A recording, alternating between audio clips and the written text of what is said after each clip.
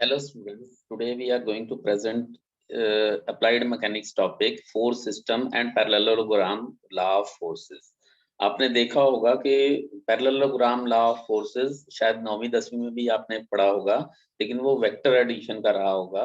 अब ये parallelogram law of forces है। तो अभी फोर्स सिस्टम हम स्टडी करते हैं, तो पहले हम फोर्स की बात करें तो फोर्स की हम डेफिनेशन पढ़ चुके हैं। It is a pull or push, but it is a vector quantity. Why it is a vector quantity?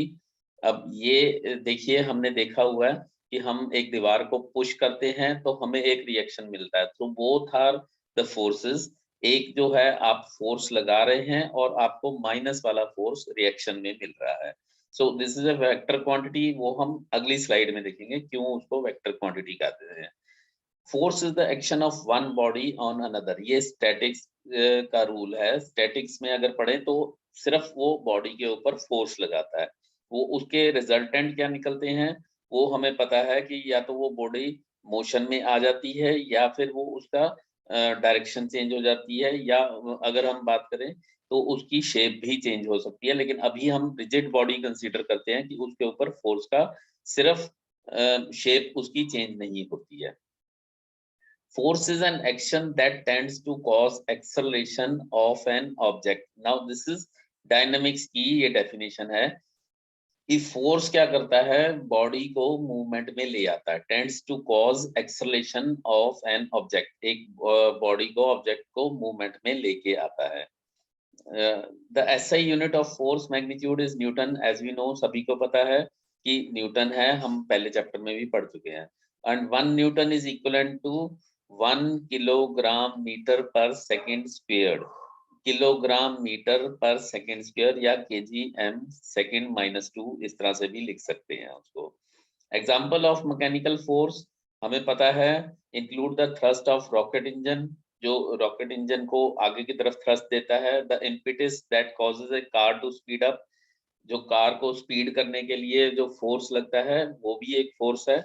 when you step on the accelerator and the pull gravity on your body, जो body में नीचे की तरफ हमारे को पुल लगता है, gravitational force. these all are example of forces, and force can result from the action of electric field, magnetic field and various other phenomena। कई कारणों से फोर्स हमारे ऊपर लग सकते हैं, इलेक्ट्रिक की वजह से, मैग्नेटिक फील्ड के, या कोई और भी हो सकता है। Now let us discuss force क्या चीज है। हमने पहले कहा था कि वेक्टर क्वांटिटी है। Why vector quantity? ये देख रहे हैं हम कि फोर्स जो है, फोर्स नोटेशन में हमने दिखाया है, line of action is a straight line collinear with the force.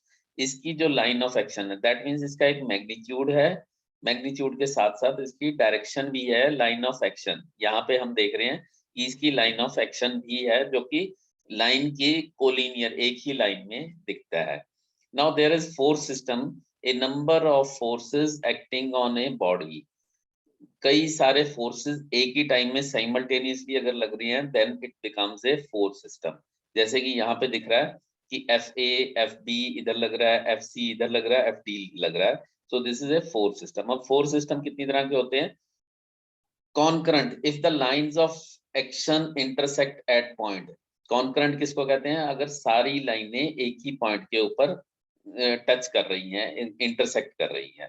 Then ये देखिए, हमने पहले वाला दिखाया कॉन्करेंट। ये सारे फोर्सेस जितने भी हैं, ये एक ही पॉइंट के ऊपर, F A F B F C, ये तीनों एक ही पॉइंट पे टच कर रहे हैं। एफ डी नहीं है concurrent, right. Parallel, if the lines of action are parallel. अब इनमें से पैरेलल कौन कौन से हैं वो देखें।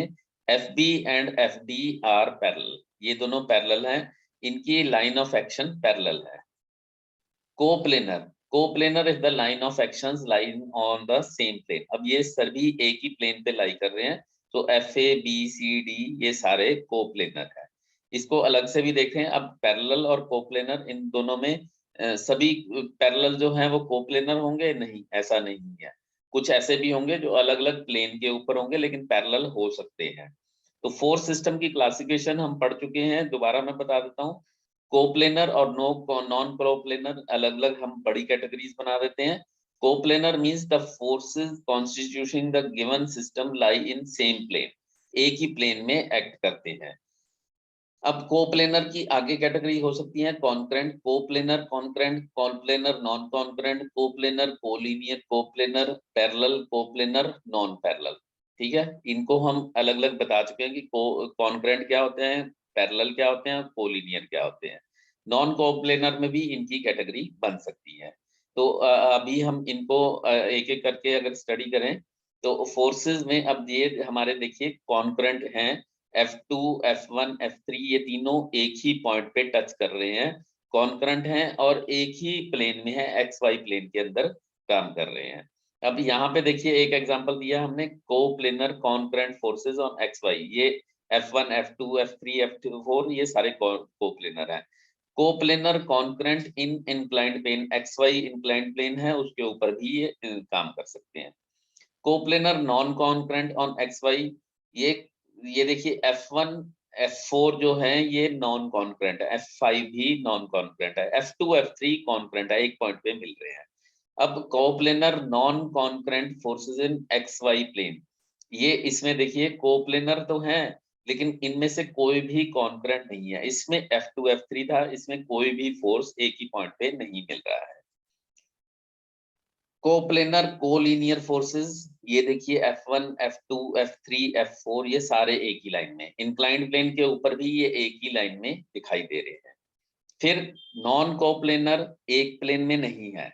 अब देखिए F1 अलग प्लेन में है, F3 अलग प्लेन में है, F2 अलग प्लेन में है, ये तीनों अलग अलग प्लेन में है, एक ही प्लेन में नहीं है लेकिन कॉन्करेंट है, एक ही पॉइंट पे मिल रहे हैं। Non coplanar concurrent forces in inclined plane, ये इंक्लाइंड प्लेन का एग्जांपल है। नॉन कोप्लेनर पैरेलल फोर्सेस, अब ये एक ही प्लेन में नहीं है, F1 देखिए इस प्लेन में है, आगे वाले प्लेन में, F2 भी इसी प्लेन में है लेकिन F4 पिछली साइड वाले प्लेन में है, F3 भी पिछली साइड वाले प्लेन में है लेकिन पैरेलल है। ये चारों पैरेलल हैं but these are non coplanar, एक प्लेन में नहीं है।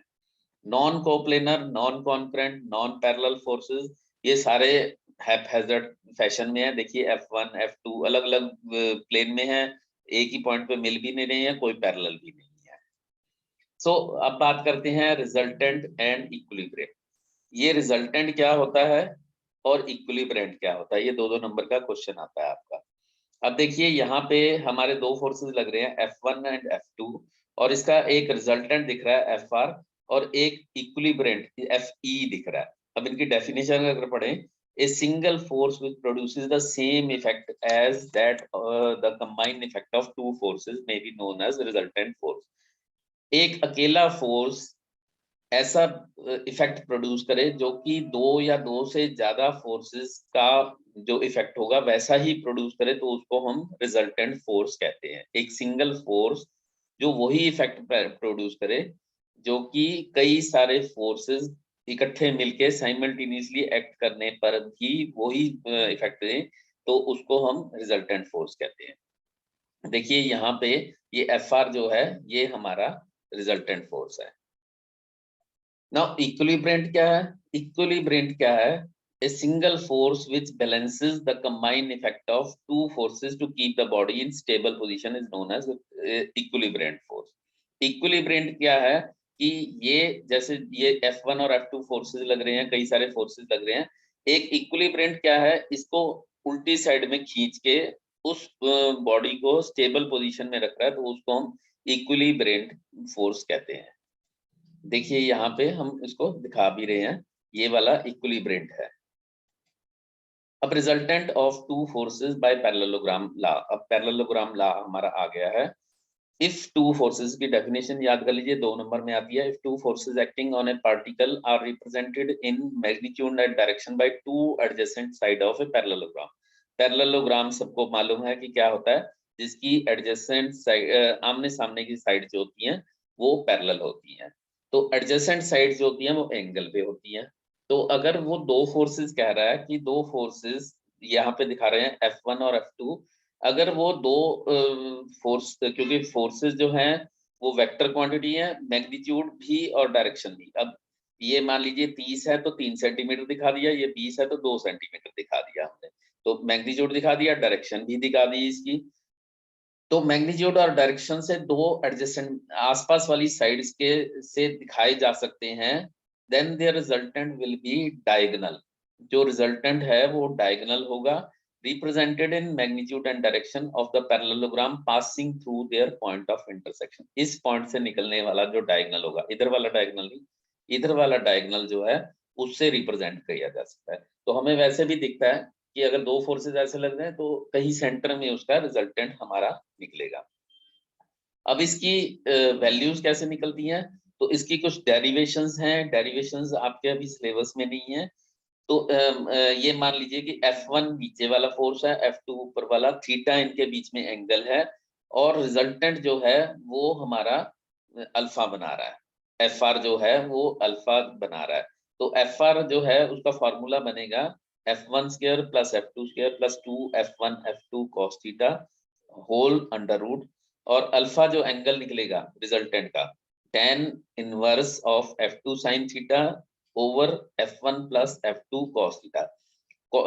थीटा जो है sin थीटा और cos थीटा वो F2 के साथ लगेगा और F1 अकेला रहेगा। थोड़ा रट्टा मारने के लिए ये मैं आपको फार्मूला बता रहा हूँ, तो एक बार इस फार्मूले को याद कर लीजिए क्योंकि सिंपल न्यूमेरिकल इसी के ऊपर ही आते हैं। तो एक एग्जांपल लेते हैं। If two concurrent coplanar forces F1 and F2 are 200 newtons and 100 newton respectively act at point O as shown in figure. ये दो फोर्सेस है 200 न्यूटन और 100 न्यूटन एक ही पॉइंट O पे एक्ट कर रहे हैं। Find the magnitude and direction of resultant by using parallelogram law. अब ये 30 डिग्री पे एक्ट कर रहे हैं, तो देखते हैं इनका रिजल्टेंट कैसे निकालेंगे हम। ये हमारा फार्मूला फिर दोबारा से याद कर लेते हैं। FR F1 square plus F2 square plus 2F1 F2 cos theta है, और F1 हमारा 200 न्यूटन दिया है, F2 क्योंकि F1 हम नीचे वाला मान रहे हैं, F2 हमारा 100 न्यूटन है और थीटा जो है हमारा 30 डिग्री दिया गया है। तो इसके फार्मूले में अगर हम डालें तो FR इज इक्वल टू हमारा बनता है F1 square plus F2 square plus 2F1 F2 cos 30। इसको अगर हम कैलकुलेट करें तो 290.9 रिजल्टेंट आ जाता है। This is first answer. अब डायरेक्शन के लिए alpha is equal to tan inverse F2 sin theta F1 plus F2 cos theta. अब ये इसमें फार्मूला डालेंगे तो ये tan इनवर्स आप कैलकुलेटर से भी कर सकते हैं, इसमें अलाउड है कैलकुलेटर, तो ये 9.89 डिग्री आ जाता है। तो यहाँ पे देखिए इसका हमारा जो रिजल्टेंट है अल्फा इज इक्वल टू 9.8 और रिजल्टेंट जो है 290.9 आता है। दूसरा एग्जांपल लेते हैं। अब दूसरे एग्जांपल में थोड़ा सा घुमाया गया। If two concurrent coplanar forces act at A point shown in figure. यहाँ पे दो F1 और F2 हैं फोर्सेस, एक तो देखिए नीचे की तरफ है 0.75 किलो न्यूटन और एक लेफ्ट की तरफ चल रहा है 1 किलो न्यूटन। अब यहाँ पे पैरेललोग्राम लगाना हमारे लिए मुश्किल होगा, तो यहाँ पे प्रिंसिपल ऑफ ट्रांसमिसिबिलिटी लगाएंगे कि अगर फोर्स को हम उसकी डायरेक्शन चेंज कर सकते हैं। ये देखिए 0.75 है और ये इधर लग रहा है, तो इनके बीच में तो इसका अलग साइड में निकलेगा क्योंकि एक ही डायरेक्शन में नहीं है दोनों के दोनों। तो पैरेललोग्राम लगाने के लिए प्रिंसिपल ऑफ ट्रांसमिसिबिलिटी लगाएंगे। प्रिंसिपल ऑफ ट्रांसमिसिबिलिटी कहता है कि फोर्स को उसके लाइन ऑफ एक्शन पे कहीं पे भी ट्रांसमिट किया जाता है तो उसका इफेक्ट चेंज नहीं होता है। Find the magnitude by parallelogram law of forces. तो यहाँ पे देखिए हमने क्या किया, हमने इस 0.75 किलो न्यूटन को नीचे की तरफ ले गए हैं। नीचे की तरफ ले जाने से क्या हुआ कि हमारा ये पैरेललोग्राम बन जाता है। एक 1 किलो न्यूटन है और एक 0.75 है। अब ये 80 डिग्री एंगल है, तो 80 डिग्री तो यहाँ पे भी था, ये प्लस 10 डिग्री है, ये 90 प्लस 10, ये 10 आगे की तरफ आ गया तो ये 100 डिग्री हो गया। तो जहां हमने 80 लिखना था उसकी जगह आप 100 लिखेंगे इन दोनों के बीच में। तो हमारा ये फॉर्मूला वही वाला लगाएंगे, cos 100 आ जाएगा, ये बना रहा 1.141 किलो न्यूटन और थीटा जो रिजल्टेंट का एंगल है अल्फा या थीटा जो भी कहेंगे ये 40.34 निकल रहा है। तो ये कहाँ पे निकलेगा, क्योंकि एक फोर्स इधर लग रहा है और एक इधर लग रहा है तो ये डायगोनल अंदर की तरफ आएगा। ये देखिए इसका रिजल्टेंट दिखाया गया, ये रिजल्टेंट इस तरफ आएगा। FR 141 किलो न्यूटन रिजल्टेंट आ रहा है। So this is the result. कुछ स्पेशल केसेस अगर बात करें जो आगे हमारे काम आ सकते हैं, स्पेशल केसेस कहते हैं कि अगर ये थीटा जो है थीटा 90 डिग्री बनता है, 90 डिग्री मींस कि एक फोर्स वर्टिकल है और एक हॉरिजेंटल है, तो इसको थीटा की वैल्यू cos 90 डालते हैं तो cos 90 हमारा 0 बन जाता है, तो FR is equal to F1 square plus F2 square बन जाता है, या इसको हम कह सकते हैं FX स्क्वायर, FX हॉरिजेंटल के लिए और FY वर्टिकल के लिए। तो ये अगर दोनों ही 90 डिग्री पे हैं तो सीधा इसका फार्मूला बन जाता है F1 square plus F2 square. और अगर theta is equal to 180 degree है तो 180 डिग्री में कोलिनियर है, दोनों एक ही लाइन में है लेकिन उनका एंगल 180 डिग्री है, तो 180 डिग्री मींस की ऑपोजिट फोर्स है, तो जब हम cos 180 लगाएंगे तो ये माइनस बन जाता है, तो it will become F1 square plus F2 square minus 2 F1 F2, और ये जब इसको स्क्वायर को अंडर रूट करेंगे तो अंडर रूट करके F1 माइनस F2, और ये बात ठीक भी लगती है कि एक फोर्स इधर की तरफ है और एक फोर्स इधर की तरफ है, दोनों ऑपोजिट साइड में है तो एक दूसरे को माइनस करेंगे। So these are the two special cases of parallelogram law.